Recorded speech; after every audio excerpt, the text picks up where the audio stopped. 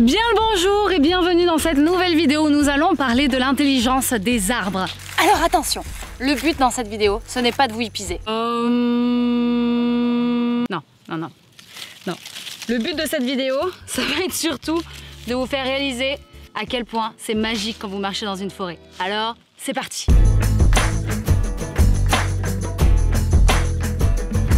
Pour cette nouvelle vidéo, je me trouve dans les Landes et je suis accompagnée de Cléa qui pratique la sylvothérapie.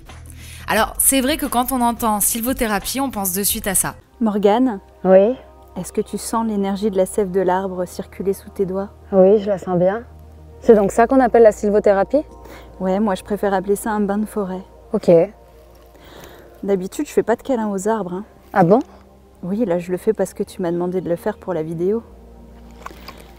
Est-ce qu'on peut arrêter maintenant parce que c'est un peu gênant? Mis à part le câlin aux arbres, la première question qu'on pourrait se poser, c'est est-ce que c'est prouvé scientifiquement que c'est bénéfique pour nous de marcher dans une forêt?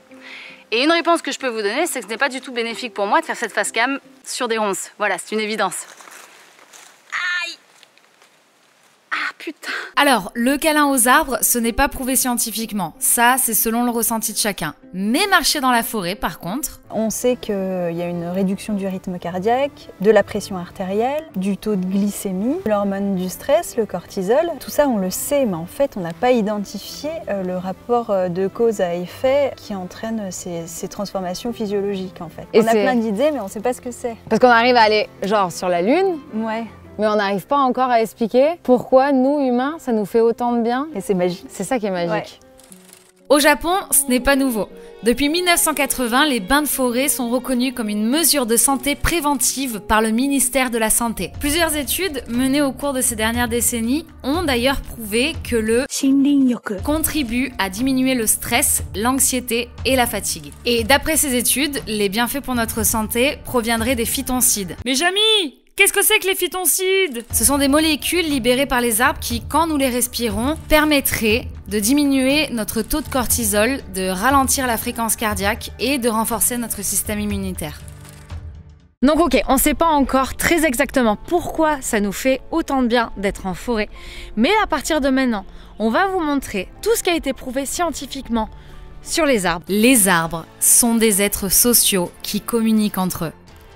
Est-ce que ça t'embouche un coin là ou pas? Par exemple, la timidité des cimes. Ce phénomène serait lié au fait que les branches de certaines espèces d'arbres ne se touchent pas pour que chacun puisse recevoir de la lumière. Déjà, l'arbre en lui-même, il va chercher à se diriger vers la lumière. Mais s'il rencontre en chemin une autre branche, il va avoir tendance à la contourner et pas à essayer de prendre sa place pour lui piquer de la lumière. Ça, c'est le côté visible de l'iceberg parce que la plus grande partie de leur communication se passe sous terre. C'est au niveau des racines qu'on va avoir le plus de signaux émis et des échanges de ressources entre les arbres. Donc ils communiquent aussi entre eux avec les racines. Ouais, et grâce aux champignons. Par exemple, là, on a le chêne-liège et il a un petit là, qui est juste là, qui est en train de pousser. D'accord. Ce petit-là, il a moins accès à la lumière. Il est caché de la lumière par les grands arbres qui l'entourent. Et en fait, par le biais du mycélium des champignons, l'arbre mère, on va dire, va lui transmettre les sucres issus de la photosynthèse et ça va lui permettre de croître avec un minimum de lumière. Ok, donc ils s'entraident. Ouais, c'est ça.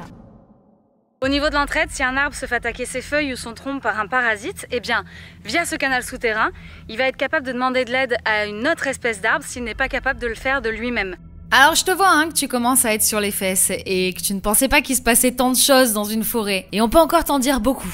Par exemple, les arbres ont le sens du toucher. Ils émettent des sons, ils réagissent au chant des oiseaux, ils s'adaptent à leur environnement et stoppent par exemple leur croissance pour ne pas gêner les autres arbres si un changement climatique se produit. Ils s'adaptent également à son environnement lorsqu'il pousse. C'est-à-dire que si un obstacle, une pente, un lieu où il y a beaucoup de vent, viendrait à un moment donné déranger sa croissance, il changera sa manière de pousser. Mais ce que je trouve encore plus incroyable, L'arbre, quand il est touché et qu'il sait qu'il va mourir, Ouais. il va multiplier son transfert de ressources aux arbres alentours. Il va D'accord. multiplier ses dons de carbone. Il va le donner aux autres Ouais. arbres. Mais c'est fou que l'arbre peut réussir à avoir conscience qu'il va mourir. Il a conscience de sa propre courbure, il a conscience des attaques parasitaires, et il a cette conscience que c'est la fin aussi, c'est ouf, ouais. Bah ouais. Ouais. Sortez avec l'arbre. Ce qui personnellement me touche et que je trouve incroyable, c'est que nous humains, on considère un animal intelligent. C'est pour ça que je dis nous humains, parce que c'est bizarre de considérer des animaux intelligents et non intelligents. Mais en tout cas, dans les recherches, on considère un animal intelligent lorsqu'il a conscience de lui et lorsqu'il est capable de s'adapter à son environnement.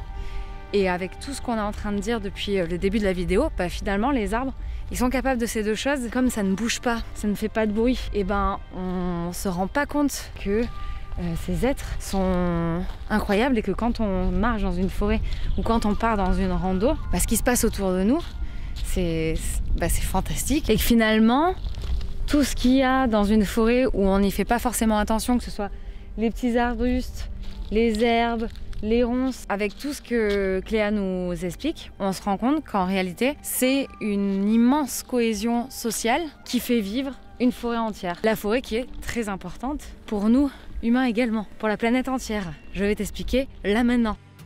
Ce n'est pas un secret, on nous a tous appris à l'école que les forêts nous prodiguent de l'oxygène et qu'il est donc essentiel, entre autres, pour notre survie de la protéger.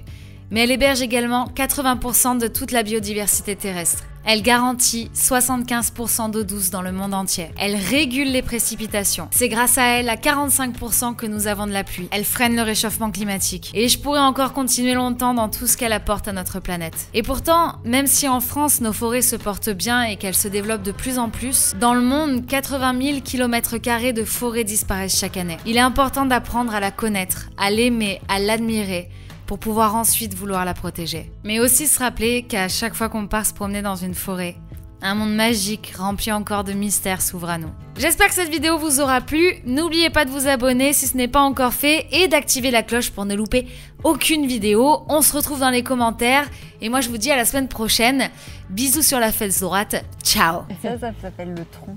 Ok. Et en dessous, c'est les racines. D'accord. Je connaissais pas, tiens. Ouais. Et des feuilles aussi. Ouais, C'est ça, hein, c'est c'est ça. ce qui est vert. C'est ça. Ok.